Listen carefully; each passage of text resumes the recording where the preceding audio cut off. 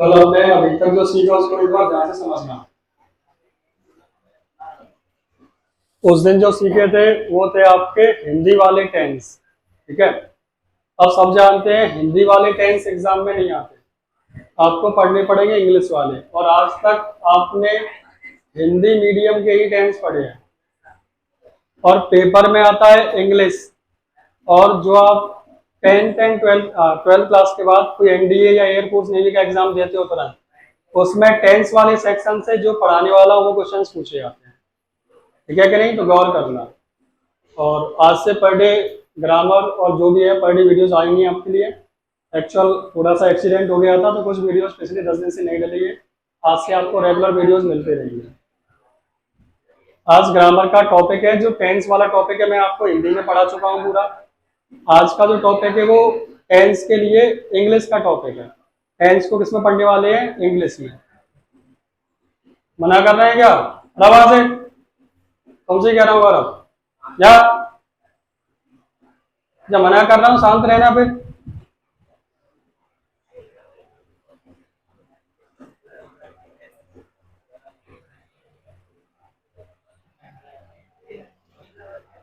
अभी तक जो आपने पढ़े वो किसके थे? हिंदी वाले टेंस। अब देखना इंग्लिश वाले टेंस। अगर मैं आपसे कोई पॉइंट पूछूं, कॉपियां बंद कर दें कुछ देर के लिए। बताओ गौरव, प्रेजेंट इंडेफिनिट की पहचान क्या है? तो ये हिंदी में, इंग्लिश में बता। हाँ अजय, मुझसे बात करना, बगल वाले से नहीं, ध्यान रखना। बताओ प्रेजेंट इंडेफिनिट की पहचान। नहीं,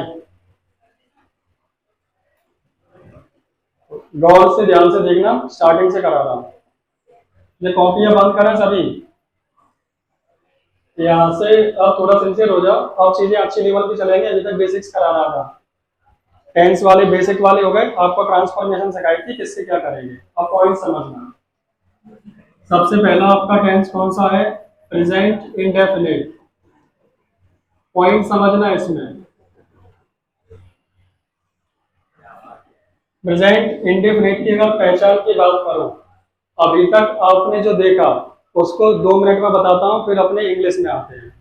आप अभी तक जानते थे कि सर प्रेजेंट इंडेफिनिट की जो मेन वर्ब होती है, ठीक है, उसके अंत में आपको क्या लिखा मिल जाए? ता है, ती है और ते है। तो कौन सा टेंस कहलाता है?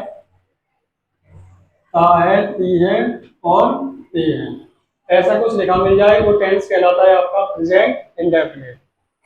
लेकिन इंग्लिश में क्या पहचान रही होंगी वो हमें पहचानना है। बस केवल पहचान समझ में आ गई, इंडेफिनिट खत्म हो जाएगा और उससे कुछ नियम कनेक्ट रहेंगे आपके। पहली बात, इसको बनाना सीखते हैं। सबको मैंने बताया था, आप जानते हो कि आपका सेंटेंस दिया गया अगर पॉजिटिव हो, कैसा सेंटेंस हो? पॉजिटिव, तो मेन वर्ब में क्या लगाते थे? एस या। और उसको भी लगाने का तरीका था, आपका सब्जेक्ट कैसा होना चाहिए? सिंगुलर। सब्जेक्ट अगर आपका सिंगुलर है तो एस या एस लगेगी, और अगर आपका सब्जेक्ट प्लूरल है तो एस या एस। यही तो नियम था। एक सेंटेंस बनाता हूं, गौर करना। मैंने कहा वह रोता है, वह के लिए मैंने लिखा ही। सब जानते हैं टेंस बनाने के 3 फॉर्मूले: subject, helping verb, main verb, object और अदर वर्ड। जिसने नहीं पता तो टेंस क्लास 1 वाला वीडियो देखें, आपको टेंस हिंदी वाले क्लियर हो जाएंगे। सबसे पहले क्या लिखते हैं? Subject, helping verb, main verb, object और अदर वर्ड। तो आपने देखा सब्जेक्ट हुआ वह, पॉजिटिव सेंटेंस में हेल्पिंग वर्ब होती नहीं है तो डायरेक्ट क्या लगाएंगे? Main verb. रोने के लिए वीक, अब ही सिंगुलर है तो वीक में क्या लगेगा? एस या। तो हमने क्या लगा दिया? एस। सेंटेंस क्या बन गया? ही वीक्स। अब मैंने देखा अगर ऐसे लिख दिया हम रोते हैं, बोर्ड पर देख लो, नहीं उड़ जाएगा। ग्रामर है, क्वेश्चन आंसर होंगे, लिखे हैं लिख लो, मैं याद करा दूंगा। नहीं होगा घर से कर लोगे। ग्रामर में अगर वो पॉइंट छूटा तो समस्या आएगी। और टेंस आत्मा है ये, मान लो इंग्लिश की, पूरा ग्रामर इसी पर टिका हुआ है।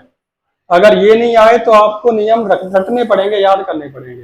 अगर ये बेसिक आ गया आपको तो आपको नियम रटने की आवश्यकता नहीं है बिल्कुल भी। ठीक है, तो ध्यान रखना इस बात का। हम रोते हैं, हम के लिए क्या होगा, वी। अब मेन वर्ब में क्या लगानी है, एस या, सबको पता है पहले सब्जेक्ट लगाते हैं, सब्जेक्ट वी। पॉजिटिव सेंटेंस होने पर हेल्पिंग वर्ब होती नहीं है, क्या लगाएंगे, मेन वर्ब। रोने के लिए वी। अब क्या एस या ई एस लगाएंगे, नहीं लगाएंगे, क्योंकि प्लूरल होने पर एस या ई एस। तो ये कौन सा टेंस था आपका, इतना आता है सबको। फिर हमने थोड़ा सा और आगे देखा था, मिटा रहा हूं इसको, नहीं दिखा रहा मैं आपको क्योंकि लिखा चुका हूं। थोड़ा सा और आगे बढ़ते हैं और हमने देखा कि सर सेंटेंस अगर आपका नेगेटिव हो या फिर कैसा हो, इंटेरोगेटिव। नेगेटिव या इंटेरोगेटिव होने पर हमको हेल्पिंग वर्ब समझ में आती है, डू और डज।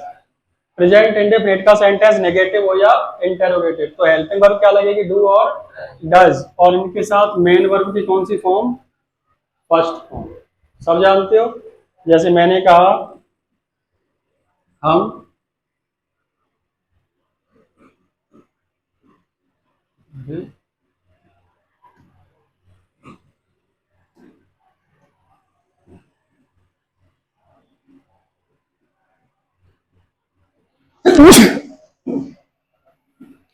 हम अंडे नहीं बेचते हैं, सब जानते हैं। पहले सब्जेक्ट लिखा जाता है, सब्जेक्ट हम के लिए वी, सब्जेक्ट के बाद हेल्पिंग वर्ब लिखते हैं। अब देखो नहीं आ गया, सेंटेंस कैसा हो गया, नेगेटिव में हेल्पिंग वर्ब होती है डू और सिंगुलर में डज लगाते हैं, प्लूरल में क्या लगाते हैं, डू। सबको मालूम है वी प्लूरल है तो क्या लगाऊंगा, तो वी, सॉरी, हेल्पिंग वर्ब क्या लगी, डू। मना कर रहा है तो नॉट। इतने में दिक्कत किसी को, सब्जेक्ट हेल्पिंग वर्ब, अब क्या लगाएंगे, मेन वर्ब। फॉर्मूला याद है, बेचते हैं, बेचने को क्या कहेंगे, सेल। मेन वर्ब के बाद क्या लिखा जाता है, ऑब्जेक्ट। क्या बेचते हैं, अंडे मतलब eggs. We do not sell eggs. इतना बनाना सिखा दिया था। फिर मैंने आपको एक नियम और आगे पढ़ाया, मैंने कहा अगर इसमें क्या पहले आ जाए, पूरे इंग्लिश में अगर क्या पहले आती है, हेल्पिंग वर्ब कहाँ लगाते हैं, आगे। तो ये अपना जो डू है, क्या पहले आने पर कहाँ आ जाएगा, आगे। इसके अपने नियम चल रहे हैं।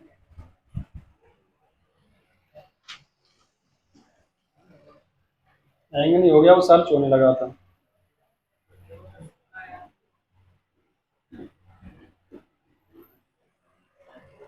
तो do we not sell eggs, क्या पहले आ गया, तो हेल्पिंग वर्ब कहाँ चली गई, आगे। तो ये नियम सबको मालूम है, क्या बनाना सिखाया है, उस दिन भी सिखाया था।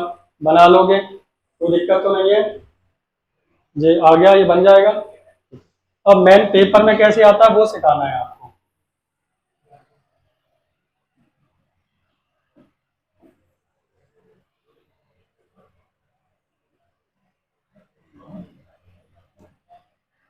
ये फॉर्मेशन सबको पता है, प्रेजेंट इंडेफिनिट। पॉजिटिव सेंटेंस के मेन वर्ब में क्या आती है, एस या ई एस। सिंगुलर सब्जेक्ट होने पर एस या ई एस लगाएंगे, प्लूरल होने पर एस या ई एस नहीं लगाएंगे।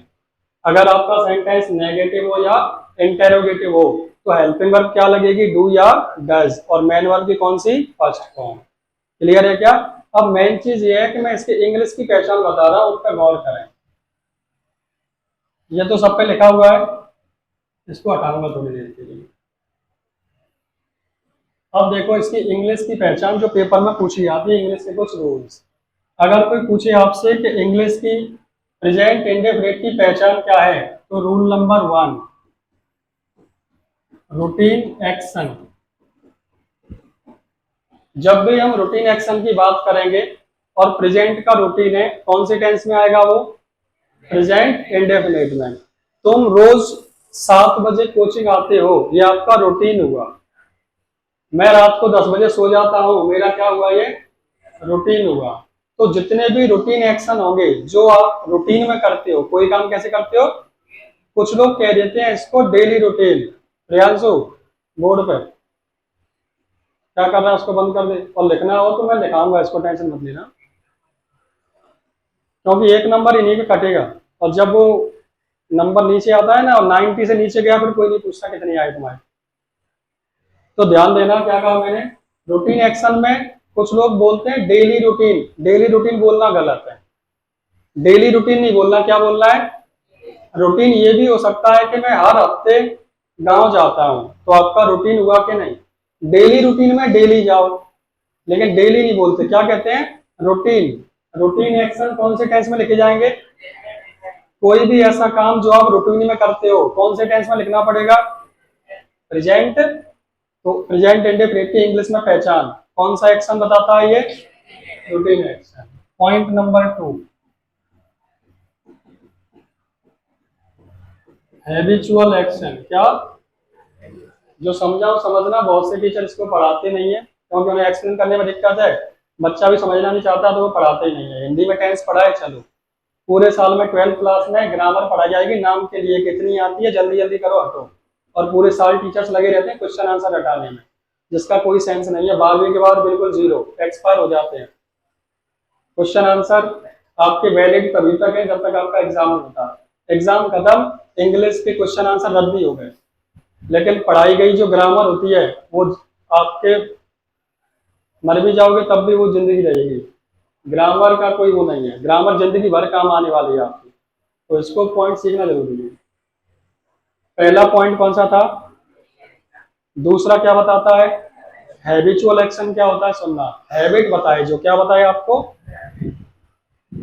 ये झूठ बोलता है, तुम अंडे खाते हो, तुम धरती पे नहीं बैठते हो, तुम रोज यहीं बैठते हो, ये मैंने तुम्हारी क्या बताई?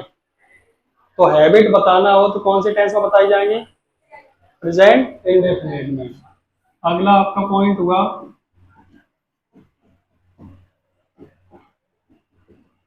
क्या लिखा हुआ है? मोस्ट इंपोर्टेंट रूल, जिससे पेपर में सवाल पूछा जाता है, यूनिवर्सल ट्रुथ। अब यूनिवर्सल ट्रुथ एक्चुअल में है क्या? इसको अगर हिंदी में कहो तो कहते हैं सार्वभौमिक सत्य, बट इतनी शुद्ध हिंदी भी नहीं पढ़नी। यूनिवर्सल ट्रुथ का मतलब समझ जाओ, एक ऐसा सच जो कल भी सच था, आज भी सच है, फ्यूचर में भी सच। कैसे? 2 और 2 4 होते हैं। यूनिवर्सल ट्रुथ है कि नहीं? कि नहीं सर पहले होते थे अब बड़े हो गए सर, बॉडी बॉडी बना ली उन्होंने, क्या ऐसा हो सकता है? पॉसिबल है। तो यूनिवर्सल ट्रुथ कौन से टेंस में लिखे जाएंगे? प्रेजेंट इंडेफिनिट में। पेपर में क्या पूछता है, गौर करें इसको।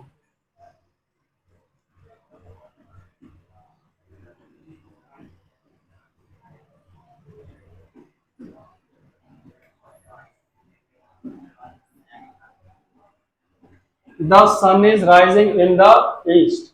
पेपर में लिख के आपसे कहेगा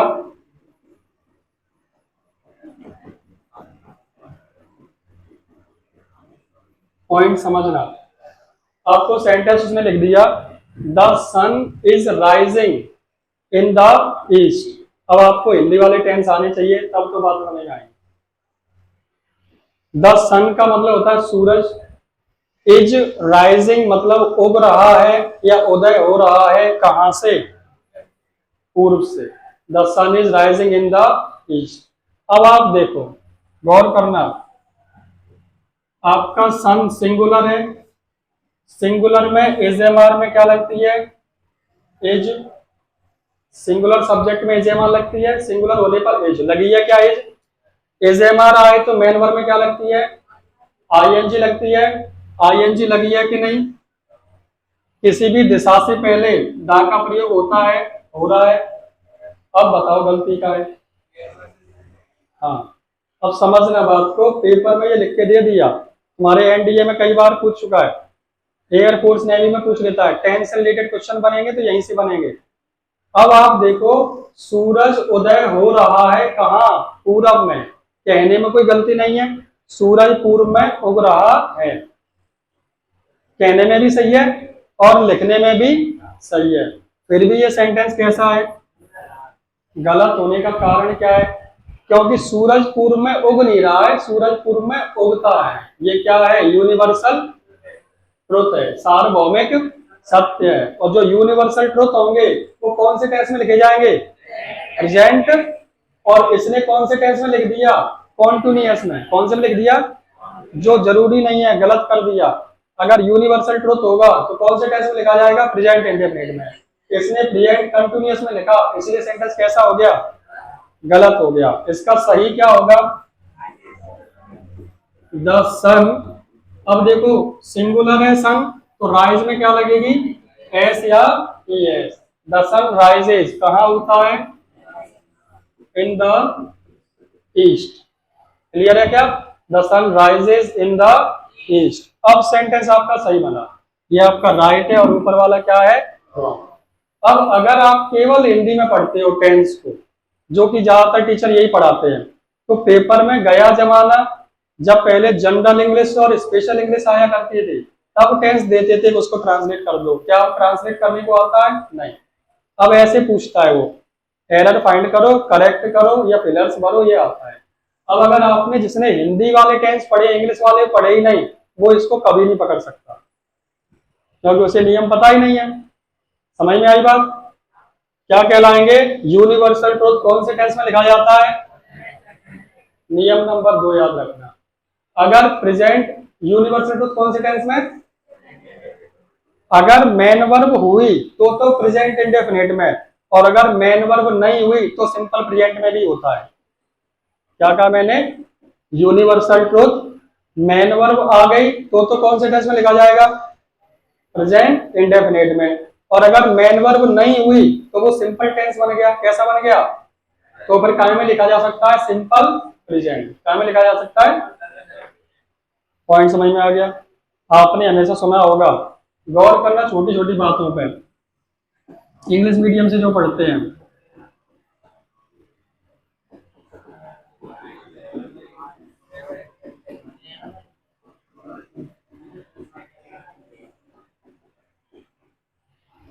ये वाली line, two parallel line never intersect each other, दो समांतर रेखाएं कभी एक दूसरे को प्रतिच्छेद नहीं करती, यानी काटती नहीं है।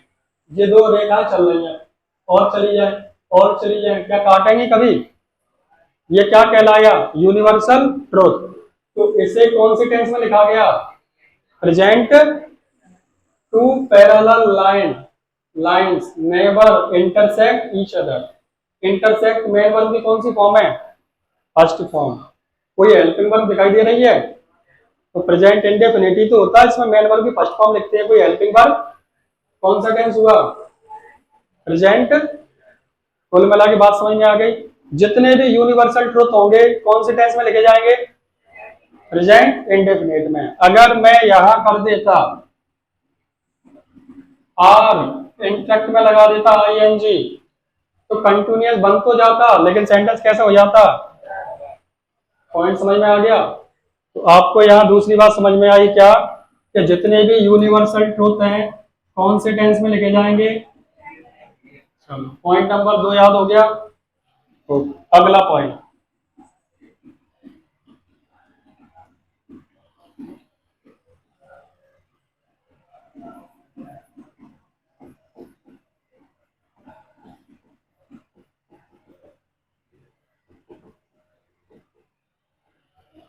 प्रूवर्ब्स और इडियम्स।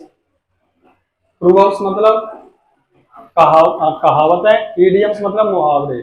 सुना है लोकोक्ति, मुहावरे या कहावतें? आप नोटिस करना, ये ज्यादातर या तो सिंपल टेंस में मिलेंगी। कैसे में? सिंपल। सिंपल कौन से होते हैं? जिनमें मेन वर्ब नहीं होती। या फिर ये मिलेंगे प्रेजेंट इंडेफिनिट में। कहाँ में मिलेंगी? जैसे सिंपल प्रेजेंट क्या हुआ? Might is right. Might is, ये कहावत है, इसका मतलब बताओ, बताओ कोई भी। इसका मतलब क्या है? सोचो सोचो। माइट इज राइट का मतलब होता है जिसकी लाठी उसकी भैंस। ना इसमें लाठी है ना भैंस, ये कहावत है उल्टी सीधी। और अगर इसको हिंदी में समझो, माइट का मतलब होता है ताकत, राइट का मतलब सही। जो बलवान है वही सही है। कोई 6 फुट का आदमी कहेगा सुन ये ऐसे नहीं ऐसे होता है, तो तुम उससे मुंह नहीं चलाओगे, हाँ ऐसा होता है, तुम कह रहे हो वही सही है, क्योंकि तुम बोले वही वो पकड़ के तुम्हारा गर्दन मोड़ देगा। तो क्या कहते हैं? माइट इज राइट मतलब जिसकी लाठी उसकी कि हम में लट्टे में दम है तो हमारे छोड़ के दिखाओ तुम भैंस। कहना क्या यही तो चाह रहा है वो। तो इससे कहावत कौन सी बन गई, माइट इज राइट।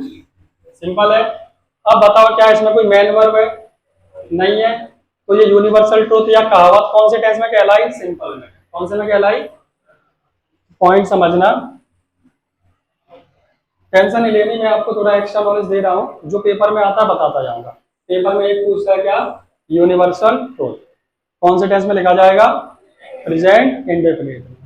अगला पॉइंट,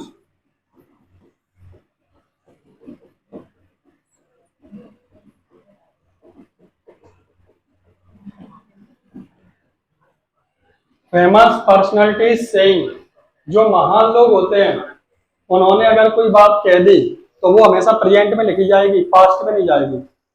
गौर किया है कभी, honesty is the best policy, सुना है, ईमानदारी सबसे अच्छी नीति है। गांधी जी ने कहा था, आज भी ऑनेस्टी इज लग रही है, वाज नहीं लगी। वाज क्यों नहीं लग रही, क्योंकि महान लोगों द्वारा कही गई बात है, कौन से टेंस में लिखी जाती है, present. Everything is fair in love and war, everything is क्या लग रहा है, इज लग रहा है। कहते हैं प्यार में सब जायज है, लड़ाई हो चाहे युद्ध, दोनों में सब जायज है।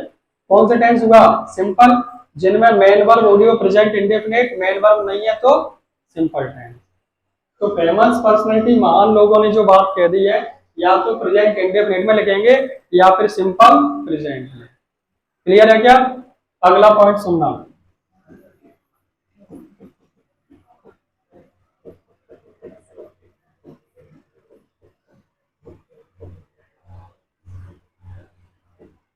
फ्यूचर का फिक्स्ड प्रोग्राम, फ्यूचर का फिक्स्ड प्रोग्राम कौन से टेंस में लिखा जा सकता है, इसमें आपके पास ऑप्शन है, फ्यूचर का फिक्स्ड प्रोग्राम फ्यूचर इंडेफिनिट में भी लिख सकते हैं और प्रेजेंट इंडेफिनिट में भी।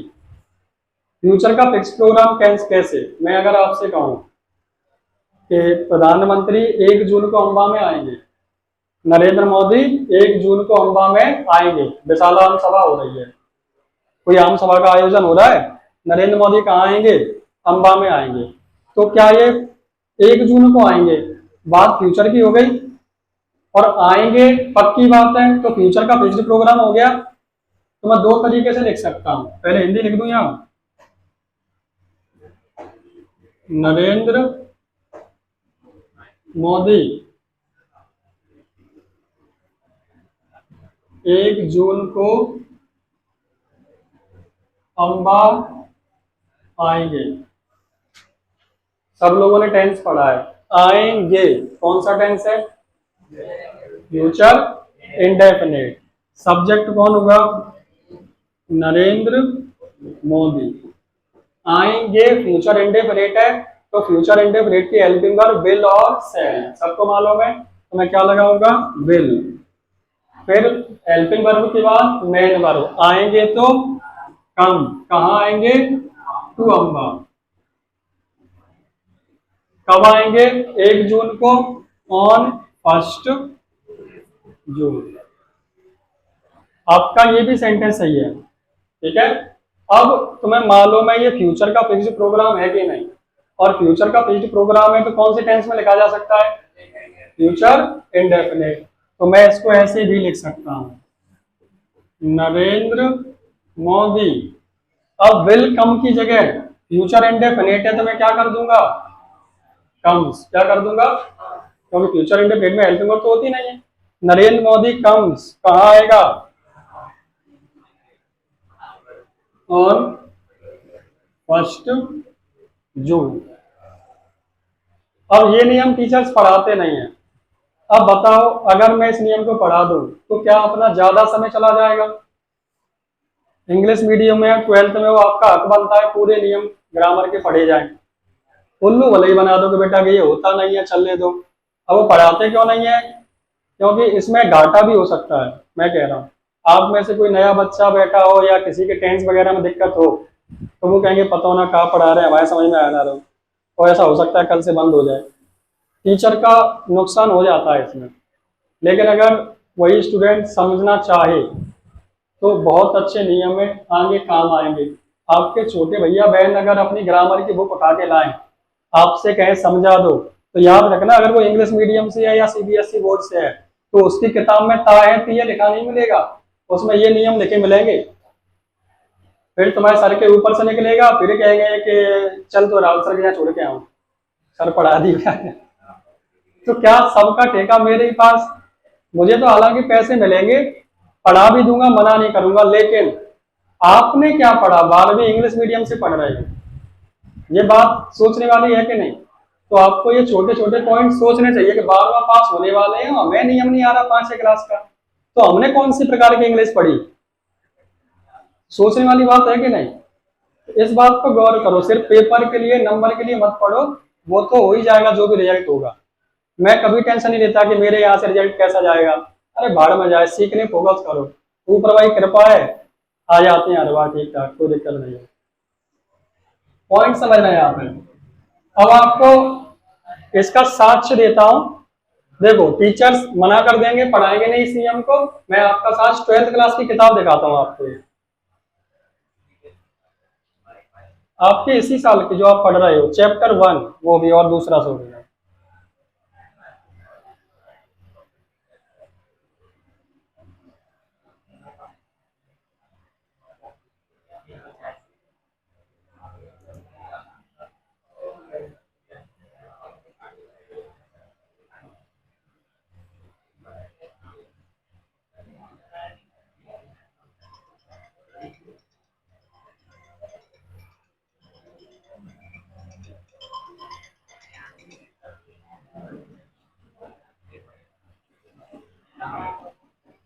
हेलो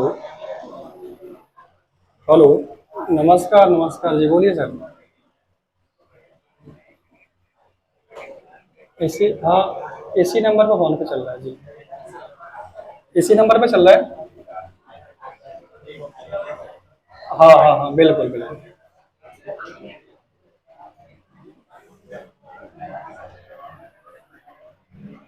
गौर करें इधर,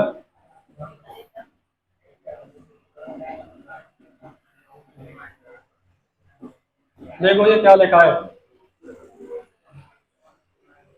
न्यू मास्टर, बताओ ये टुमारो लिखा है, अगर बात आने वाले कल की है तो फ्यूचर इंडेफिनिट हुआ, और यहाँ कम में उसने क्या लगाया, क्यों लगाई? क्योंकि ये नियम है। यहाँ अपना चैप्टर फर्स्ट में उसने कहा था कि सुनो, जर्मनी के कब्जे में आ चुकी है एल्सेस और लॉरेंट, अब यहाँ फ्रेंच पढ़ाना बंद किया जाएगा, कल से तुम्हें जर्मन भाषा पढ़ाने कोई दूसरा टीचर आएगा। ये फ्यूचर की फिक्स्ड प्रोग्राम की बात थी, उसने कौन सी टेंस में लिखी? प्रेजेंट। तो बताओ, नियम है, किताब में है। अब टीचर्स का आधा अधूरा पढ़ाएं, अगर ऐसा नाम आए तो उससे सवाल पूछ लो, सर इसमें एस कैसे लग गई, तो अरे वो टाइपिंग में गलती होगी, नहीं गलत बात है, यहाँ बिल कम होगा, ऐसा नहीं है, नियम है, उसको पढ़ो तो आप। समझ में आई बात? अब ये क्या है, अब आपको मैं बता रहा हूँ, चैप्टर पढ़ते वक्त ना आपने पूछा, ध्यान दिया, और मैं भी फंसता उस बीच में, तो तुम कंफ्यूजन में आ जाते। अब जब ग्रामर वाला पार्ट आया तो आपको छोटी छोटी गलतियां बताऊंगा, जैसे जैसे हर सेक्शन का पार्ट आता जाएगा, चाहे वो कोई भी टॉपिक हो ग्रामर का, उसका हर नियम आपको बताता जाऊंगा समय के साथ। ठीक है, तो आप देख रहे हो, the new master comes tomorrow, future का फिक्स्ड प्रोग्राम है, कौन से टेंस में लिखा गया? Present indefinite. क्लियर है क्या? अब अगर पेपर में वो आपको ये लिख के दे दे और वो कहे करेक्ट इफ नेसेसरी, क्या करे? करेक्ट इफ, आवश्यकता हो तो सुधारो, तुम इसको काय में लिख दोगे? फ्यूचर, जबकि इसको सुधारने की आवश्यकता नहीं है। ठीक है कि नहीं? पॉइंट समझ में आ गया? आ गया कि नहीं? तो हमारा पॉइंट क्या बना, फिर से सुनना। फ्यूचर का फिक्स्ड प्रोग्राम कौन से टेंस में लिखा जा सकता है? प्रेजेंट इंडेफिनिट में। कुछ नियम और देखना, बस गौर करना।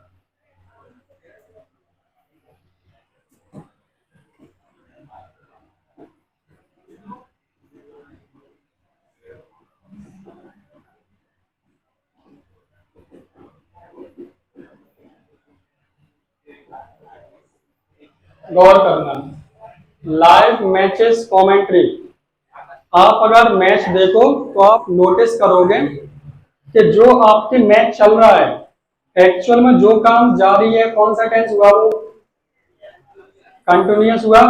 जो काम जारी है कौन सा टेंस हुआ, कॉन्टिन्यूअस हुआ।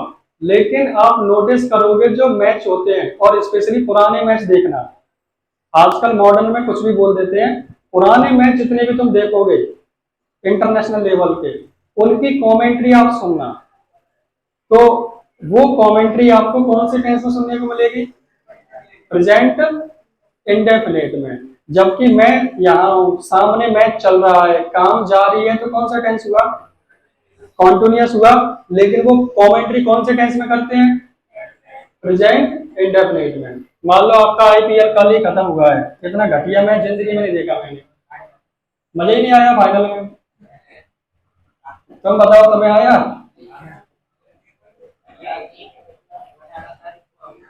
मान लो कल मैच खेल रहे थे, चलो कोहली और पांड्या को ले लेते हैं।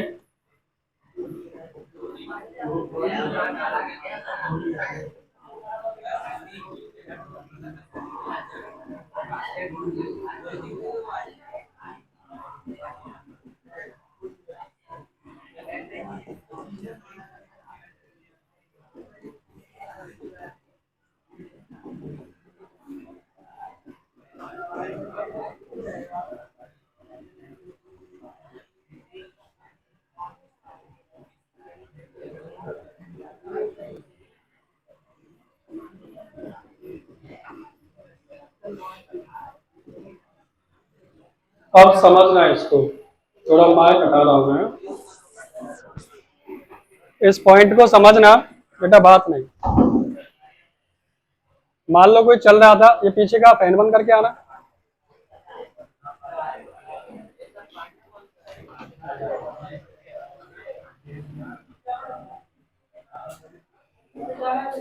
कॉर्नर वाली, बस बस।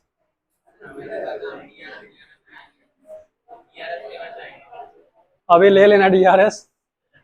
अब समझना, सपोज करो आपका मैच चल रहा है और उसमें इधर खेल रहा है कोहली, किसी बॉलर ने बॉल डाली, मुंबई इंडियंस का पांड्या पन्ना उधर लगा हुआ है, और कोहली ने मारा शॉट।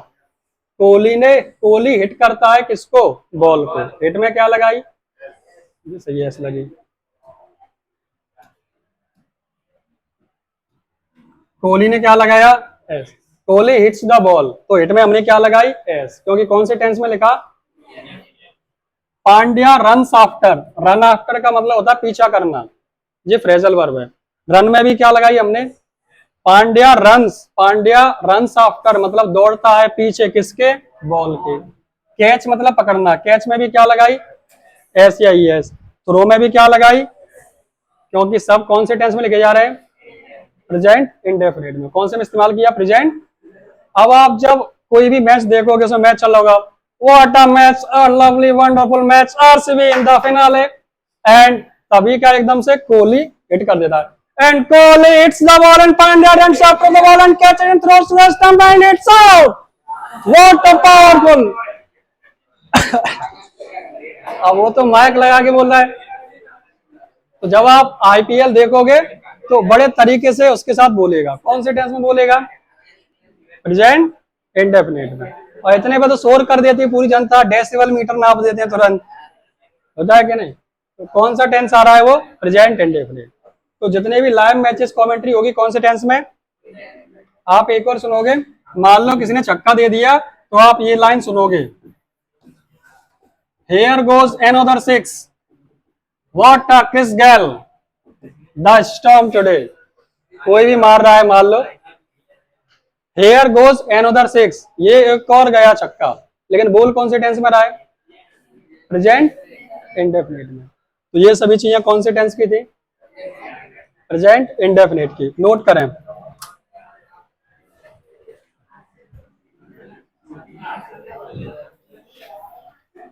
केवल पॉइंट नोट करने हैं, अभी कुछ और पॉइंट रह गए। सबसे ज्यादा नियम प्रेजेंट इंडेफिनिट के हैं, बाकी सब में दो दो नियम है बस।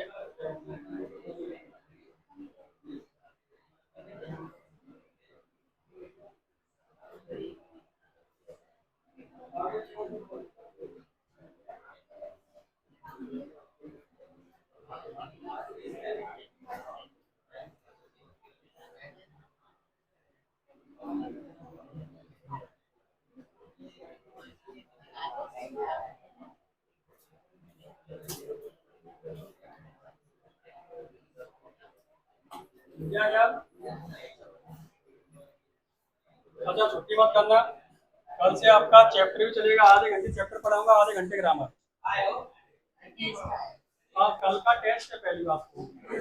पहले रुक जा, अभी टाइम हुआ 10 मिनट है। कल की बात, पहले तो टेस्ट है, ठीक है। आएगा chapter second third deep water का। परसों से आपको चैप्टर भी पढ़ाऊंगा, साथ में ग्रामर, दोनों चीजें चलेंगी। कुछ पॉइंट रह गए हैं, इस पर ध्यान देना, पेपर में पूछे आने वाले हैं। ये समझ में आ गया? नोट हो गया आपका? हो गया कि रह गया? लिख गया? इसमें पेपर में पूछे आने वाले यहाँ तक है, यहाँ तक, यहीं तक पूछ लेता है। ये वाला है थोड़ा अलग है, ये लाइव वाला है। लाइव वाला पेपर में बहुत कम पूछेगा, बट आपको देखने को मिलेगा ज्यादातर। हटा दूं? लिख ले, लिख ले।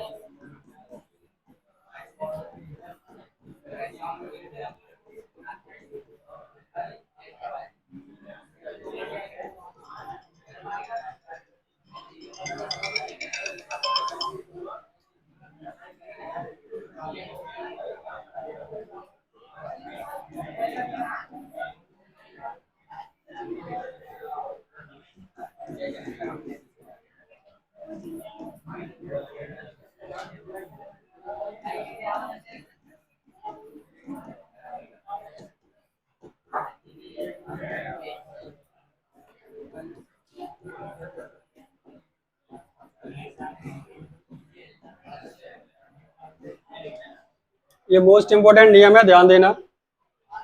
ये कुछ एडवर्ब्स ऑफ टाइम कहलाते हैं। Adverbs of time. इनका नियम क्या है, ये किसी प्रेजेंट या पास्ट या फ्यूचर के नहीं है, ये बस इंडेफिनिट के कीवर्ड्स हैं। अब आपको कीवर्ड्स लिखाऊंगा, गौर करना। ऑलवेज का मतलब हमेशा, समटाइम्स का मतलब कभी कभार, ऑफन का मतलब अक्सर। इसको क्या जानते हो, हमेशा, कभी कभी कह सकते हो, और ऑफन का मतलब अक्सर। इसका मतलब यहां से लेकर यहां तक, इसका मतलब है शायद ही, ना के बराबर।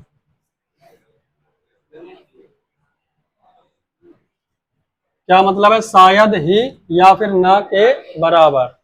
सेल्डम का मतलब होता है कभी कभार, और नेवर का मतलब, तो पॉइंट क्या है इसको समझना। रूल नंबर 1, ये जितने भी शब्द हैं आपके, इनको हमेशा सब्जेक्ट के तुरंत बाद लिखा जाएगा। पॉइंट समझना क्या, रूल नंबर 1, इनको हमेशा कहाँ लिखा जाएगा, सब्जेक्ट के तुरंत बाद, और कोई इनकी जगह नहीं है। पेपर में पूछता कैसे है, गौर करना। वो आपसे ये कहेगा, शी कम्स हेयर ऑफन, उसने लिख दिया शी कम्स हेयर ऑफन, और वो लिखेगा करेक्ट इफ नेसेसरी, अगर आवश्यकता हो तो क्या करो, सुधारो। करेक्ट इफ नेसेसरी, अगर आवश्यकता हो तो इसको सुधारो। अब देखने में अगर जिसने हिंदी में केवल पढ़े, वो तो ये कहेगी सी मतलब वह, सी सिंगुलर है तो कम में एस आई एस लगती है, लगाई है, वह आती है, हेयर मतलब यहाँ, और ऑफन मतलब अक्सर, वो अक्सर यहाँ आती है। हिंदी आपकी बिल्कुल सही है, फिर भी वो कह रहा है कि करेक्ट करो अगर आवश्यकता हो। तो मैं लगे कि आवश्यकता हो तो ही करेक्ट करना, जबरदस्ती नहीं। कई बार वो सही लिख के दे देता है और आपसे कहता है कि आवश्यकता हो सुधारो, तुम कुछ ना कुछ बदल के आ जाते हो, वो भी गलत है, ठीक है कि नहीं। हमें पता है इसमें गलती कहाँ है। हम ये जानते हैं कि सर ये जो ऑफन शब्द दिया गया है इसमें है कि नहीं, ऑफन को कहाँ लिखा जाएगा, सब्जेक्ट के। तो ये सेंटेंस ऐसे बनेगा, पेपर में आता है, 12th में बता दो, तो ये बनेगा सी ऑफन। ये सेंटेंस गलत है, और ये सेंटेंस आपका, ये ये आपका गलत है, और ये कैसा है। पॉइंट समझ में आ गया, नियम समझ में आ गया।